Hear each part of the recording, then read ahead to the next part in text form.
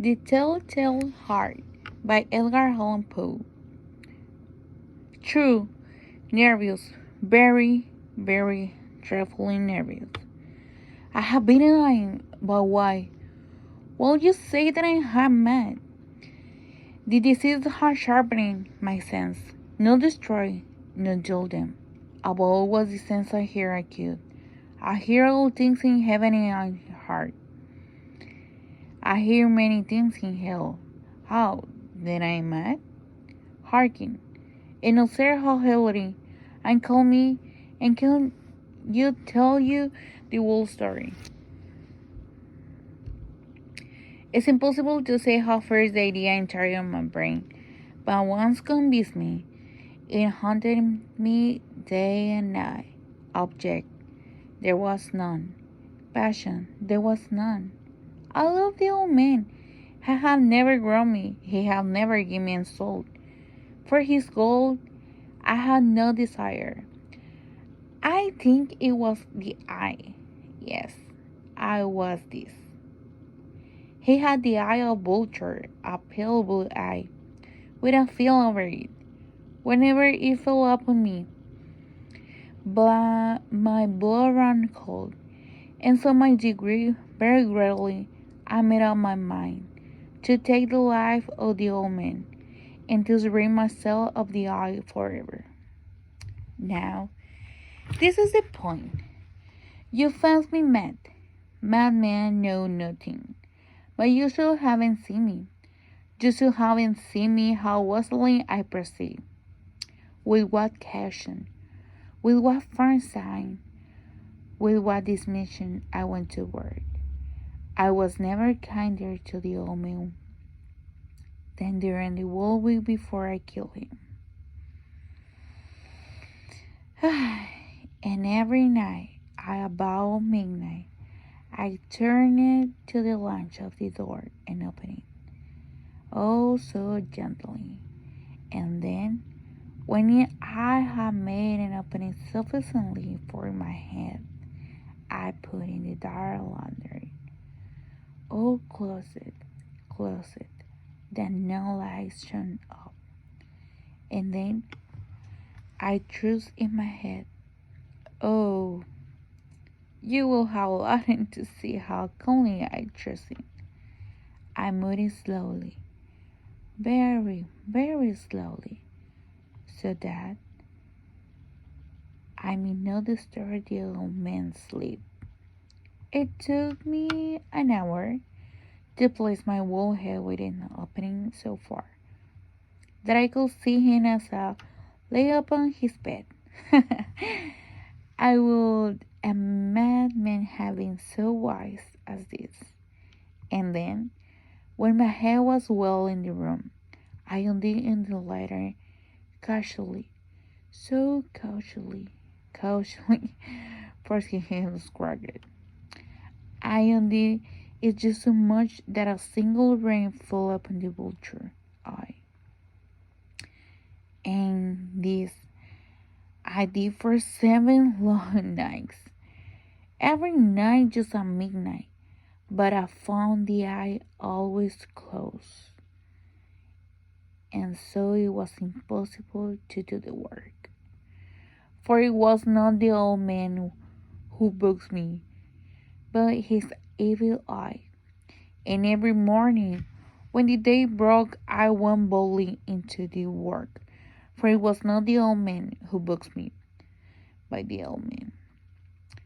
So you see how we have been very profound old men in this experience. Every night just at 12, I look and upon while he slept. Upon the 8th night, I was more than usually cautious and opened the door. I watched a minute and moved more quickly, and the minute never before the night I felt the extent of my own powers, of my sagacity. I could scarcely contain my falling throat. To think of the worst I was. Opened the door. Little by little, I had not even to dream of my secret deed truth. I fairly took it to the idea and perhaps he heard me, for he moved in bed suddenly as he started. No, you may think that I drew back, but no. His room was a black as pitch with a thick darkness. Fortunately, were closed fastened through the fear of Robert, and so I knew that he could not see the opening of the door, and I kept pushing it, installing and installing. I had my head in. I was about to open a line with my tongue slipping out of the tin fastening, and the old man swarming in bed, crying out, "Who's there?" I kept quiet still and say nothing. For a whole hour, I did not move a muscle.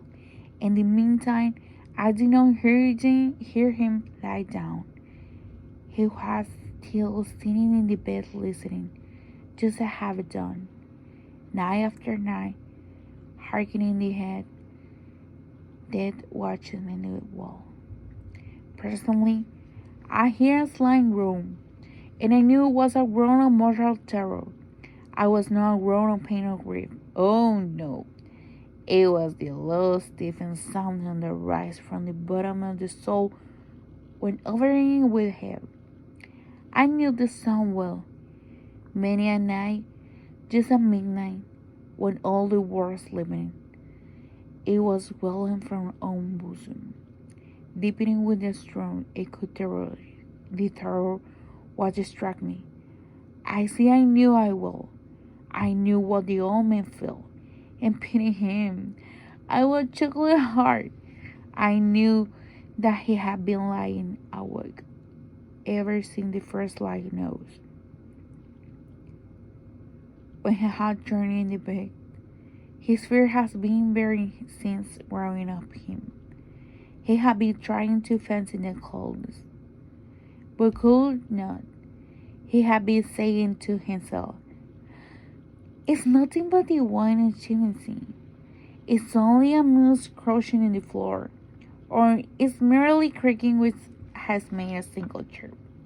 Yes, he had been trying to comfort himself with this supposition, but he had found all in vain, because death, in approaching him, has talking with a black shadow before him, inevitably depicting. It was a mortal influence of the upper receiving shadow that caused him to feel. Although he knew very saw her heart, to feel the presence of the heart within the room. When I had waited a long time, very patiently, without hearing him lie down, I resolved to open a very, very little craving in the light. So I opened. You cannot imagine how slowly, until a late simple dim ray, like the throat of the spider, shone from the surface and fell full upon the vulture eye. It was open, wide open, and I grew fiercely as I gazed upon it. I saw him with perfect distance, all a dull ball, with a hiding veil over the very marrow and bones. But I could see nothing else of the old man's face or person, for I had directed the ray or a big and stick personally upon the damn spot. And I had not told you that what you mistake for madness is but over accusation of the sense.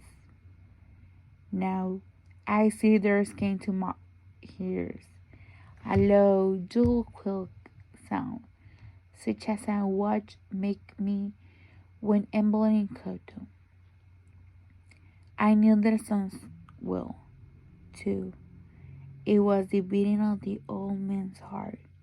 It increased me in fury as a being of drawn stimulated soldier and courage. But even yet I refrained and keep still. I scarcely breathing, I scaling this alarming motion. I tried to how steadily I could maintain the rein upon it. Meantime the hellish tattoo of the heart increased. It is grew quicker and quicker and lower and very instant. The onslaught of terror must have been extreme. I grew louder. I said louder very moment. Do you mark me? Will I have told you that I am nervous? So and I. And now at the day hour of the night, amid the dreadful silence of that old house, so strange and knows it is excited to uncontrollable terror. Yet for some minutes longer I refrained to still, but the beating grew louder. I threw the heart must burst, and now an anxiety seized me. This time will be heartbeat neighbor. The old man hour had come. Without loud yet, I threw open the lantern and lamp in a room. He stricken once only, insane, I dragged him to the floor, and I pulled the heavy bed over him. I thanked smilingly to find the distance room far down, but for many minutes the heart beat on with a muffled sound. This, however, did not vex me. It will not be a heart through the wall. Alexis, the old man, was dead. I removed the bed and examined the corpse. Yes, he was stone dead. I placed my hand upon the heart and held there many minutes. There was no pulsation. He was not stunned yet, dead. His event will trouble me no more. If you still can take me mad, I will think so no longer when I describe the wise vacation I do for the concealing of the body. The night wanted and I worked slowly, but in silence, obviously.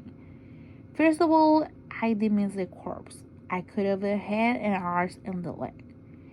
I then took up 3 planks from the flooring of the chamber and deposited it between sculling. I then replaced the board so cleverly, so calmly, that no human eye, not even his, couldn't have detected anything wrong. There was nothing to wash up, no stain any kind, no blood upon whatever. I had been too worried for that.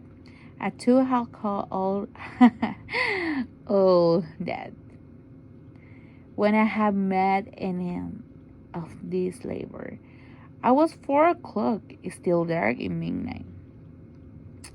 As the bell sounded the hour, there came a knocking of Trudy's door. I went down to open it with a light heart, for what I know how to fear. There's an 33 men who introduced himself with perfectly suavity as officer of the police. I stricken had been hard by a neighbor during the night. Suspicion of foul play had been aroused. Information had been along the police officer and then the officers. I had been deputed to search premise. I smiled, for what had to fear? I bid the gentleman welcome.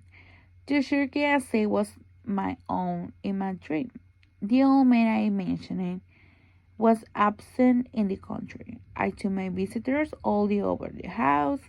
I been the search well, very well. I led them away to his chamber. I showed them his treasure, secure and sorry, and enthusiastic and confidence. I brought a chair into the room and decided then her to rest from the fatigue, while I myself in the wild destiny, my perfect dreams, placed my own sitting upon the very spot beneath which reposed the corpse of the victims. The officers were satisfied. My manner had been convinced them. I was singly at his. They say, while I were chatting, they chatted of familiar things, but are long. I felt my skin getting pale and wished them gone. My head ached. I fancied a ringing in my heart, but still the settings shaded. The ringing became more distinct. It continued became more distinct. I attacked more freely to get rid of the flame, but I continued gaining defeating until I found the nose. The noise was now between my ears. No doubt, I know grew very pale, but I attacked more fluently and with a wily voice. Yet the sound increased, and that could I do. I was allowed to cool slow, much such a sound as a watch make the wind and the blade included. I whispered in brain, and yet obviously heard it not. I talked more quickly, more barely, but the noise still increased. I arose and heard a bird trifling. It's a high key in the wide violence gesticulation, but the noise still increased. While they had not been gone, I played the fall from the heaven string, as excited to fury by observation of the man. But the noise still increased. Oh God! What could I do? I formed a raven and soaring. I swung on the chair upon which I had been sitting in the grave. It upon the board, but the noise arose over it all. I continued increase, all growling louder and louder and louder. Oh no!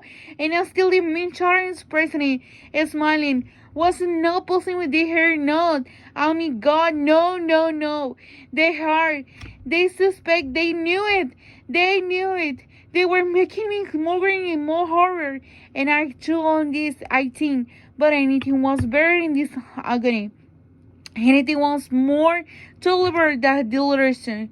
I could bear those hypocritical smiling no longer. I felt I must scream and die. I know again. Hard, louder, louder, louder, louder. Billions I strike this place. No more. I admit the dead. Tears of a planking. Here, here. It is beating on the Hades heart.